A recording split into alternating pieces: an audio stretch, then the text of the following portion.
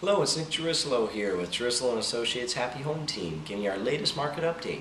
And one of the things we're asked a lot is, what do you see coming up for 2011? What do you expect the real estate market to do this year? And there's a lot of things we could cover there, but I want to focus specifically on interest rates and home prices and rates of sales. One thing is that we're coming out of 2010 with a lot of momentum. Us personally, we've actually sold 6 of our listings just between Thanksgiving and Christmas. We've even received 2 offers just in the last 24 hours on our listings. So we see a lot of activity from buyers right now, and a large part of that has to do with the fact that interest rates are on the rise. They're still under 5% for a 30-year fixed mortgage, which is amazing, because over the last 50 years, 30-year fixed mortgage has averaged 9.1%.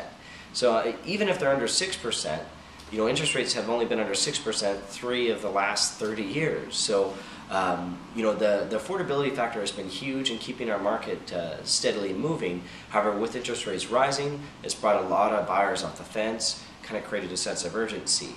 On top of that, we're seeing that the inventory is down from the same time last year. In fact, December had the fewest amount of new listings added in over 2 years.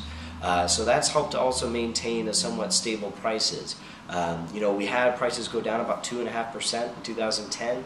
Probably don't expect to really see any appreciation in 2011, nor too much of a decline, just because the market inventory and rate of sales have been fairly similar to where they have been over the last 2 years. So there has been too much change there.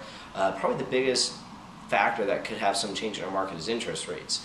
Now, while ultimately we don't know for certain where they may end up going, we do know they have been rising. A couple things that could hopefully cause them to continue to stay low is if the European markets continue to suffer. A lot of times people will take their money and put it into safe investments in the U.S., like U.S. mortgage bonds, treasuries, which then has an impact of lowering interest rates. Also, if bad economic news continues, what that does is causes people to take their money out of the stock market, purchase safer investments, mortgage bonds, treasuries, and so forth, and that can also have an effect of lowering interest rates as well. A couple other things that we need to keep an eye on for this year is bank owner and short sale properties. Probably will expect to see that a significant amount of short sales of bank owns for probably another 2-3 years. That has a lot to do with there's a lot of mortgages out there that are still delinquent that haven't been foreclosed yet, and a lot of loans that have to reset. Reset meaning that their terms are set to adjust, and if they can't refinance, then a lot of times their interest rate might go from 4 or 5% up to 8, 9, 10%. A lot of times when their payment doubles, people cannot afford it anymore, and then it goes back to the bank.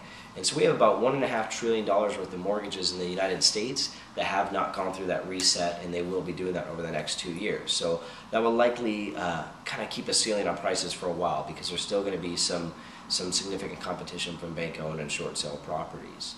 If you're curious about what your home might be worth coming up throughout the rest of this year, or if you're thinking about purchasing a home or moving up, please give us a call at 425-413-6428. You can also visit us online at happyhometeam.com. Thanks so much for watching, and be sure to check back for our next update.